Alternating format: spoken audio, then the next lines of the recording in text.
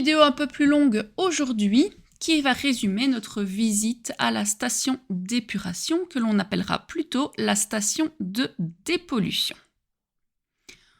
Tout d'abord, il faut savoir que les eaux qui arrivent à la station d'épuration proviennent essentiellement de l'usage domestique, donc des maisons, à savoir une moyenne de 180 litres par personne et par jour.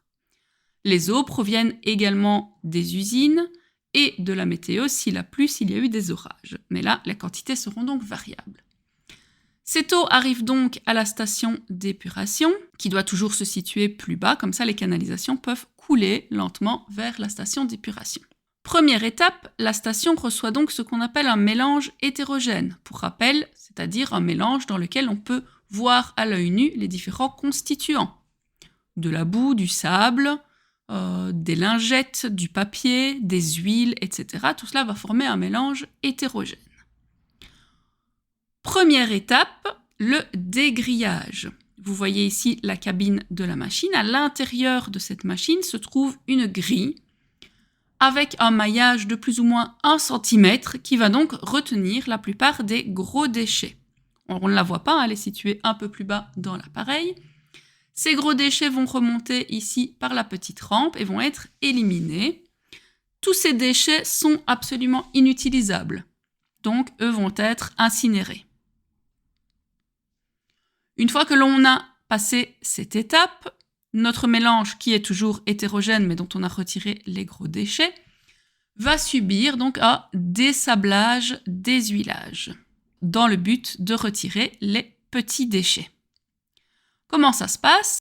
Donc le dessablage, déshuilage va se passer dans cette grosse cuve. Alors comment? Grâce à la décantation.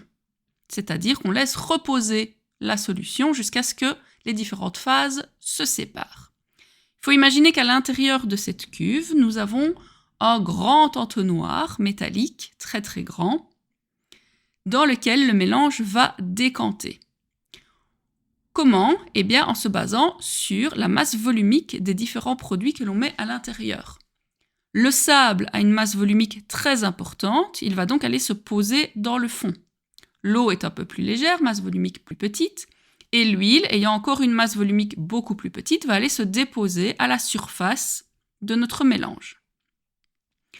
Cette décantation peut être très longue, c'est un processus très long, mais on peut l'accélérer. Par exemple, à la station d'épuration, nous allons ajouter du gaz à l'intérieur de l'eau. Le gaz étant plus léger, il va rendre l'eau plus légère, masse volumique un peu moins importante. Le sable va donc se déposer beaucoup plus rapidement dans le fond. Ce sable va ensuite être aspiré et l'huile pourra donc être retirée puisqu'elle se sera déposée à la surface de notre mélange. Le sable est aspiré, ici vous voyez dans les petits tuyaux, va être rejeté.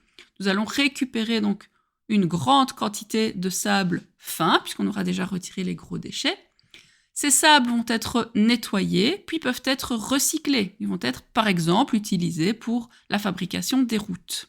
Les graisses que l'on va retirer, donc les huiles que l'on retire à la surface du liquide, elles, pour plus de facilité, vont être transformées en savon, donc solides, et vont être données à manger aux bactéries, ce qu'on va voir dans l'étape suivante. On se retrouve donc avec un mélange qui est un peu plus homogène, que l'on va placer dans un grand bassin.